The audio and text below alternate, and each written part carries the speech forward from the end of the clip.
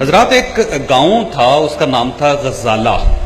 یہ خراسان میں ایک چھوٹا سا گاؤں ہے، تاریخ اس کو کہتی ہے، اور ایران اور ترکی کے بارڈر پہ تھا۔ یہ آپ کو پتہ ہے کہ آج سے 1000 سال پہلے تک تعلیم ایک بہت بڑی لگژری ہوتی تھی اور اس کو خریدنا پڑتا تھا۔ اگر آپ خرید سکتے ہیں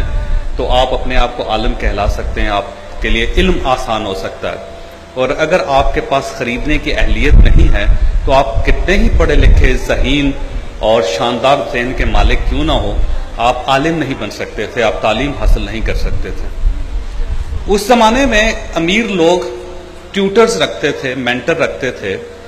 اساتذہ کا بندوبست کرتے تھے جو دور دراز علاقوں سے آ کے ان امیر لوگوں کے بچوں کو پڑھاتے تھے۔ اس غزالہ گاؤں میں ایک امیر آدمی تھا اور اس نے شہر سے ایک استاد کا بندوبست کیا جو اس کے صاحبزادے کو گاؤں میں پڑھانے کے لیے آتا تھا۔ امیر شخص نے اس کو گھوڑا دیا استاد کو، وہ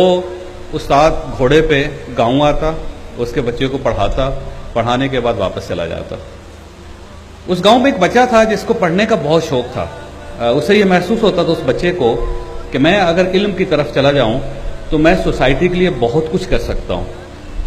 وہ بچہ ایک دن استاد کے پاس گیا اور اسے کہنے لگا کہ آپ کیونکہ اس گاؤں میں روز آتے ہیں، میری درخواست ہے کہ آپ اگر تھوڑا سا مجھے پڑھا دیا کریں تو اس سے میں علم تک پہنچ سکوں گا، میری زندگی آسان ہو جائے گی۔ استاد نے اس سے کہا کہ یہ ممکن نہیں ہے، کیونکہ مجھے ایک شخص تنخواہ دیتا ہے، اس کا گھوڑا استعمال کرتا ہوں، اس کے بچے کے لیے یہاں پڑھانے آتا ہوں، اور اگر میں تمہیں پڑھاؤں گا تو یہ بددیانتی ہوگی، میرے اس پیشے کے ساتھ یہ ممکن نہیں ہے۔ بچے نے استاد کے ساتھ ایک ڈیل کی۔ اس نے کہا دیکھیے سر، جب آپ یہاں پہنچ جاتے ہیں ان کے گھر تو اس کے بعد اس میں کوئی شک نہیں ہے کہ ایمان کا تقاضا ہے کہ آپ اس کے بچے کو پڑھائیں، لیکن جب آپ واپس جا رہے ہوتے ہیں شہر کی طرف تو وہ جو عرصہ ہے وہ آپ کا اپنا ہے، اپنا دورانیہ، اپنا وقت ہے، آپ اس دوران مجھے پڑھا سکتے ہیں۔ تو استاد نے کہا کہ بیٹا میں یہ کیسے کر سکتا ہوں، کیونکہ ظاہر میں تو واپس پہنچنا ہوتا ہے شہر، تو میں کیسے تمہیں رک کے پڑھا سکوں گا۔ تو بچے نے اس کے ساتھ ڈیل یہ کی استاد کے ساتھ کہ آپ گھوڑے پہ بیٹھے، گھوڑا دوڑائیں،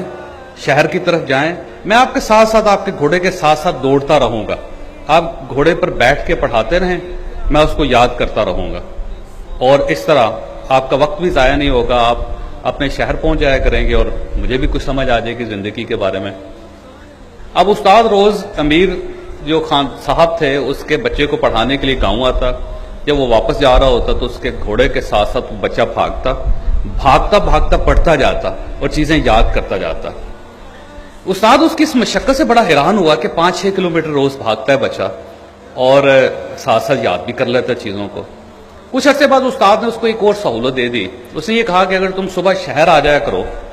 اور جب میں شہر سے گاؤں کی طرف آنے لگوں تو تم اسی طرح گھوڑے کے ساتھ بھاگتے پڑھ لیا کرو، واپسی پہ تم دوبارہ گھوڑے کے ساتھ بھاگو، شہر تک آؤ تو پڑھ لو۔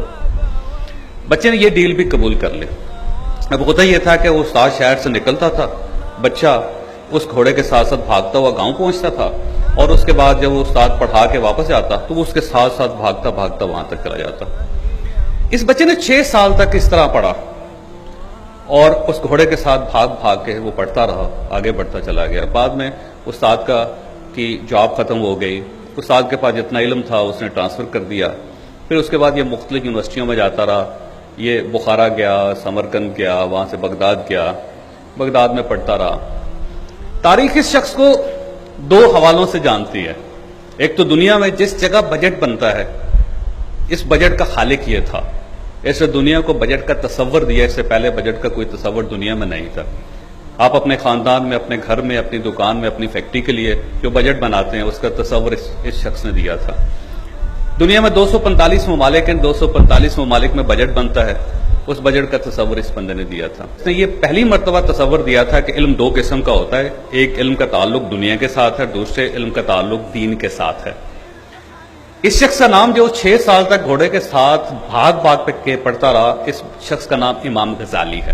اور یہ غزالہ گاؤں کا رہنے والا تھا، اور اس گاؤں کی وجہ سے ان کو امام غزالی کہا جاتا ہے۔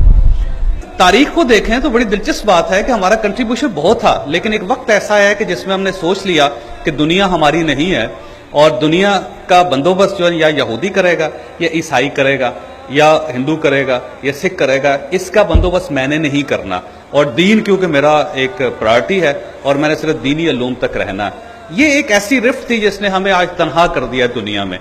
اگر ہم چاہتے ہیں کہ دنیا اور آخرت دونوں ہمارے کنٹرول میں ہو، کیونکہ اللہ تعالیٰ نے ہمیں دونوں کا تحفہ دیا دنیا کو آخرت کا، تو میرا خیال یہ ہے کہ پھر ایسے ادارے بننے چاہیے جس میں میں اس وقت کھڑا ہوں کہ جس میں دین کے ساتھ ساتھ دنیا کا علم بھی دیا جا رہا ہے۔